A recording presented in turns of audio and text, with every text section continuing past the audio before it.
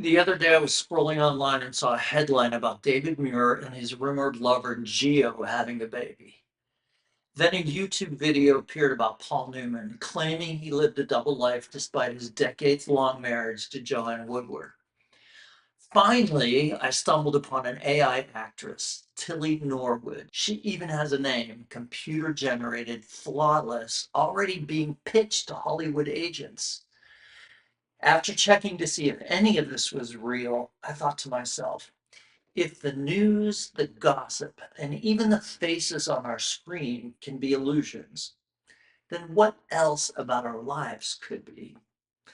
Have you ever stopped to ask yourself what's real? Not just what you see with your eyes or hear with your ears.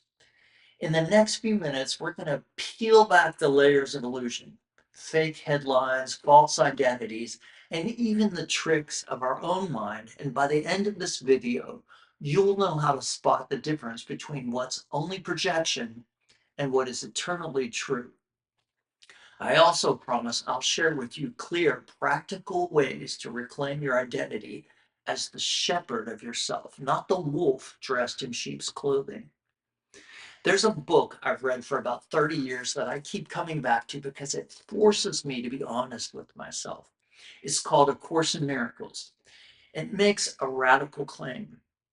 It says, nothing we see in this world is real. Our perceptions are projections, images made by the ego to keep us distracted from the real, eternal truth. Isn't that what we're seeing on social media, the news, and the AI generated everything?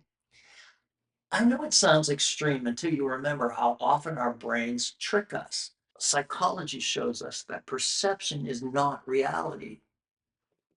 What we think we see is filtered through our network of a lifetime of emotions, beliefs, and expectations, too. Neuroscience calls it predictive processing. The brain fills in the gaps that we don't see, but think we do. Our brains create patterns, even invent meaning. So, what we believe about ourselves, our world, even our identity may be not so true at all, but stories our mind continues to project. Let's peel off the layer and find some truth in all of this. By the way, if you're intrigued by what you're hearing so far, please like this video, subscribe to the channel, and send me a comment about what scares you the most in your life or simply where you live. In my hypnosis practice, I see a different kind of illusion. A client walks in and says, I'm an addict, I'm broken, or I'm anxious. And I stop them right there because those aren't identities. Those are perceptions of identities. Our minds create a self story, a looping projection, and our egos mistake it for our truth.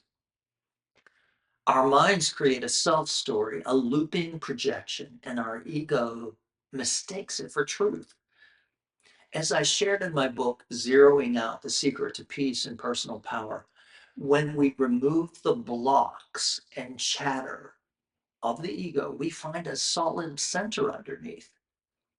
We discover a core self that's not addicted, not broken, not anxious, but eternally whole. We are not just one perception or illusion. We are whole inside, just needing to shepherd that one stray voice in our minds, directing us to the center of our own heart. I'll share with you what I mean by that in a moment. Think of it like the shepherd and the sheep. You may believe you are the lost sheep, wandering in addiction, fear, or self sabotage, but your true self is the shepherd, watching, guiding, extending love. That lost sheep is not your entire identity, only a part of you crying out for your attention. You remember what you did when you were a kid and you needed your parents' attention? You always cried out, you did something bad. Same thing with our egos. Yet so many of us mistake the wandering sheep, the rumination, the physical body's needs for the shepherd. We think the stray behavior is who we are. But the shepherd, the divine you, the divine awareness in you knows better. Modern psychology backs this up.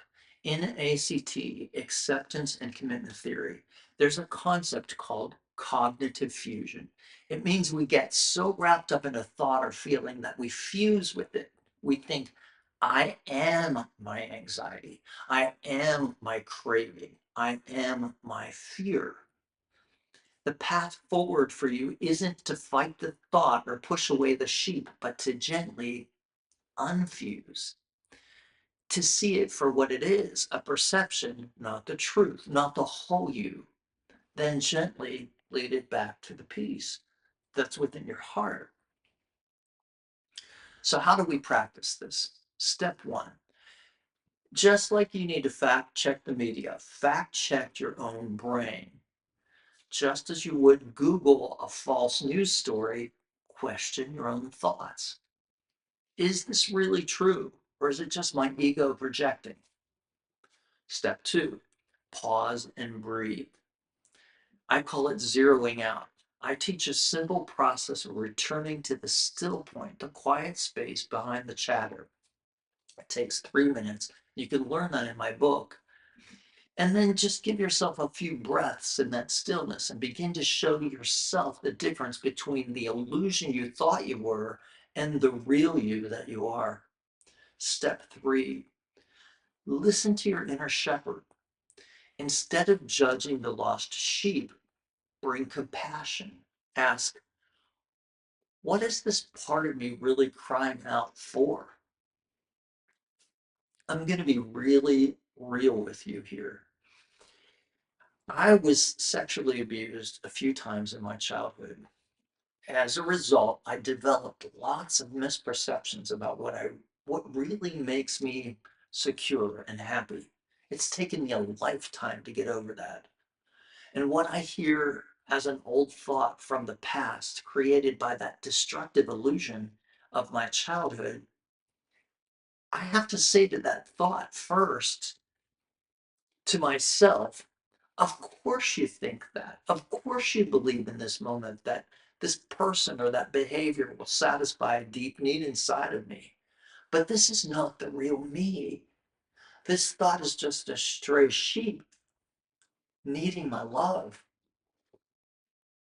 Then, when I diffuse from that old thought, love it, I can gently share with myself how I want to get back to my true moral compass.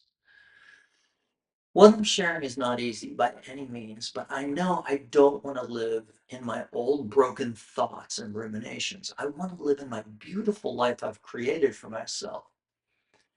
I'm not the shadow. You are not the shadow of your past. If we start from this point, we can begin to heal, I promise. And here's the paradox. When you stop believing the illusion loses its power. The fake headline doesn't control you. The rumor doesn't define you. The AI actress doesn't replace you. The false identity doesn't bind you. You become free to live from truth. And truth, as A Course in Miracles reminds us, is eternal, changeless, and rooted in God.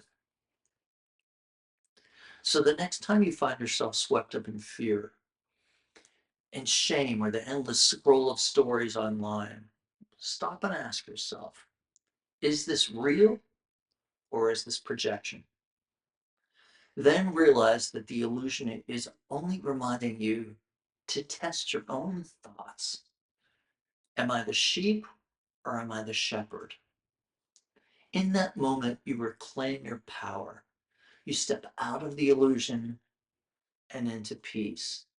And that peace is the most real thing you'll ever know. I promise.